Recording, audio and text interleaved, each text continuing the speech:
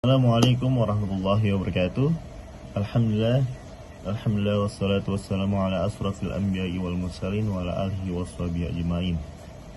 Segala puja puji syukur atas karunia Allah Subhanahu wa taala yang telah memberikan kita nikmat sehat, nikmat kehidupan, nikmat yang tak terhitung oleh manusia, tapi banyak manusia yang tidak mensyukurinya.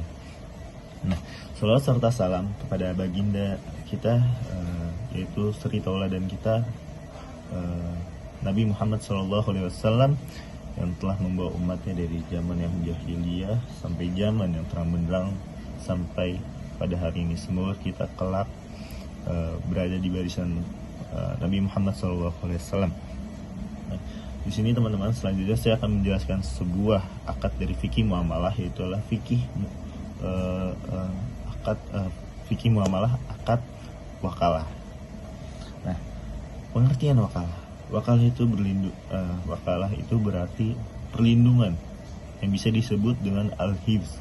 Nah, selanjutnya ada percukupan yang bisa disebut dengan al-kifayah, dan selanjutnya juga ada yang bilang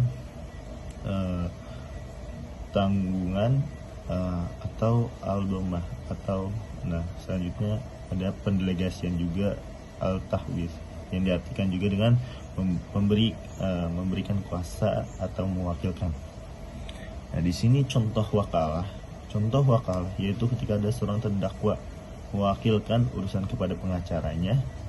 Selain itu, yang termasuk contoh wakalah juga jika ada seorang mewakilkan kepada orang lain untuk menjadi wali nikah anaknya perempuan dalam pernikahan. Jadi seperti sepupu saya yang waktu itu menikah. Nah, karena bapaknya sudah meninggal, maka diwakilkan adiknya. Sedangkan adiknya ini mewakilkan lagi terhadap ustadz yang akan mewakilkan untuk mengijab kabulkan kakak sepupu saya ini. Nah, di sini juga di dalam merujukan Al-Quran itu ada di surah Al-Kahfi juga menjadi dasar al-wakalah, artinya berikut, yang artinya adalah, dan demikianlah kami bangkitkan mereka agar saling bertanya di antara mereka sendiri. Kami bangkitkan mereka agar bertanya di antara mereka sendiri. Berkata salah seorang di antara mereka agar saling bertanya, sudah berapa lamakah kamu berada di sini? Mereka menjawab, kita sudah berada di sini 1 atau setengah hari.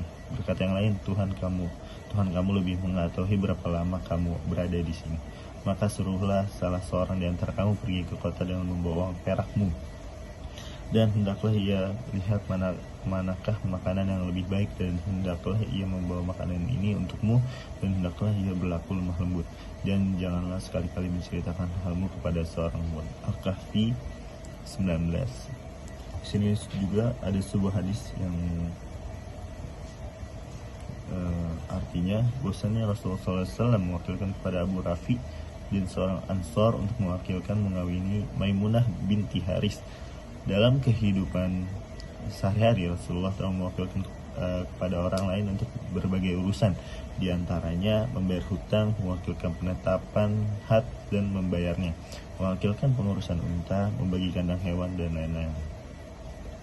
Di sini dalam fatwa DSM-MUI, di dalam fatwa DSM-MUI nomor 10 DSN-MUI 2000 didefinisikan bahwa wakalah adalah pelimpahan kewenangan oleh suatu muwakil kepada pihak lainnya. Wakil pada hal yang boleh dilakukan, seorang wakil memiliki sepenuhnya kewenangan untuk menjalankan tanggung jawab orang yang diwakilinya. Artinya perwakilan dalam wakalah mencakup penerimaan hak dan kewajiban 4 kompilasi hukum ekonomi syariah pada pasal 459 berisi tentang seorang dan atau badan usaha berhak menunjukkan pihak lain sebagai penerima kuasanya untuk melaksanakan suatu tindakan yang dapat dilakukan sendiri, memenuhi suatu kewajiban dan atau untuk mendapatkan suatu hak dalam kaitannya dengan suatu transaksi yang menjadi hak dari tanggung jawabnya. hal apa saja sih yang harus diperhatikan dalam melakukan transaksi transaksi wakalah dalam fikih muamalah? Yaitu di sini yang pertama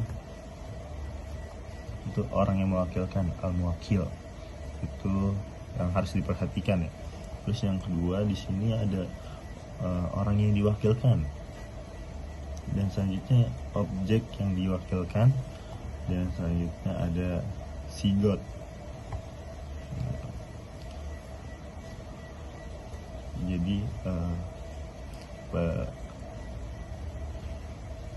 Jadi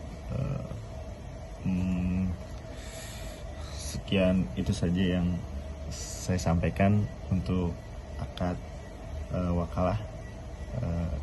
Assalamualaikum warahmatullahi wabarakatuh.